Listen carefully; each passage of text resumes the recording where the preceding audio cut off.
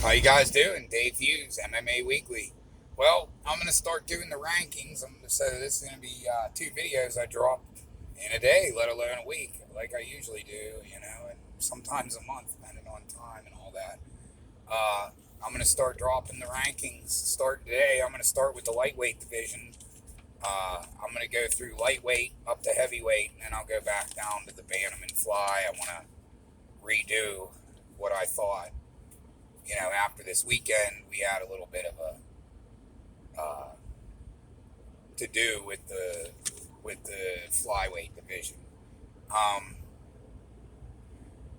I put a lot of thought into these rankings, and it's what I come up with, and I really think people are gonna, fans of of MMA. I mean, this might my rankings are what I honestly think they should be in the MMA world. Remember, I combined one Bellator and the UFC. Um, that's another reason why the flyweight rankings. The guy that beat Mighty Mouse, I'm not sure of his name, but he definitely deserves to be in the top three. He beat the greatest flyweight of all time. That said, I'm going to start with the lightweight rankings and try to make them short and sweet. At number one, the Bellator lightweight champion of the world, Pitbull Fieri, I think, Patricio Pitbull Fieri. He's Bellator's lightweight champion, and I believe he's the number one lightweight in the world. After Khabib retired, they kind of left the gap there because, as Khabib says, and it's the honest to God's truth, he's just head and shoulders above everyone else. And that's pretty much the truth. At number two, I have Dustin Poirier. I believe Dustin took the Conor fight to make some money. I don't blame him. Took the Conor rematch to make more money, and I don't blame him. But once this Conor Dustin thing and the dust clears, then you'll have a number two, a true number two or a true number one welter or lightweight fighter. Um, that's who should fight Oliveira. I imagine that's what the UFC is going to do. Oliveira would like to go down and fight for the 145-pound title, so maybe they'll do that. I don't know. I don't think Dana really cares for Oliveira being the champion, like myself. And you'll find out in my rankings. Yeah, I don't give Oliveira much credit. I just don't. I think he's a journeyman that lucked out, just like Rafael dos Anjos did. It's one of those kind of champs. They earned it. They put their time in. I'm happy for the guy.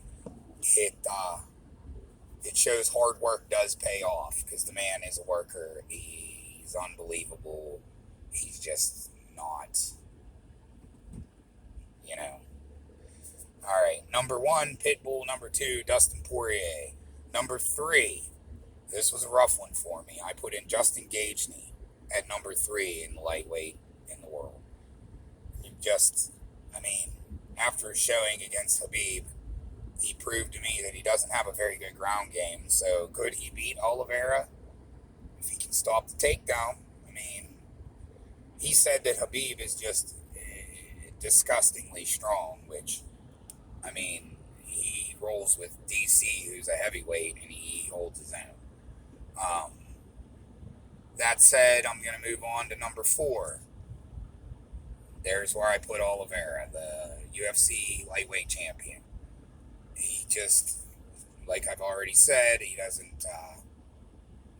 impress me. I mean, most submissions in UFC history, I get that he's been around forever, and he's a jiu-jitsu fighter. I mean, I thought it would be Damian Maia, but I was wrong. At number five, I have Conor McGregor. I mean, I'm sure Conor fans are going to be a little pissed about it that I put him the whole way down there, but I mean, his showing against Dustin, he's lucky I put him at five because the number six fighter could probably beat him. And at number six, I have Chandler, Michael Chandler. So that's my number six. And I mean, these two can be interchanged here, you know, either or, 5 or 6. Now, here's my number 7. I put Mma Lt at number 7, but if Nate Diaz would drop back down to lightweight, this is his spot to take. I mean, in my opinion, I'd like to see Nate and Oliveira fight. That'd be maybe a good fight to book, even. You know, even though Nate lost last night, he was fighting a welterweight. Let's face it, Leon Edwards is a true welterweight. Okay, when he fought Masvidal was a lightweight that moved up to welterweight. He's a wet lightweight that moved up to welterweight, and a true lightweight at that. Uh, so Nate, Dariush, that's pretty much 7. You know what I mean? 8, I got Islam Lt. I can't say his name.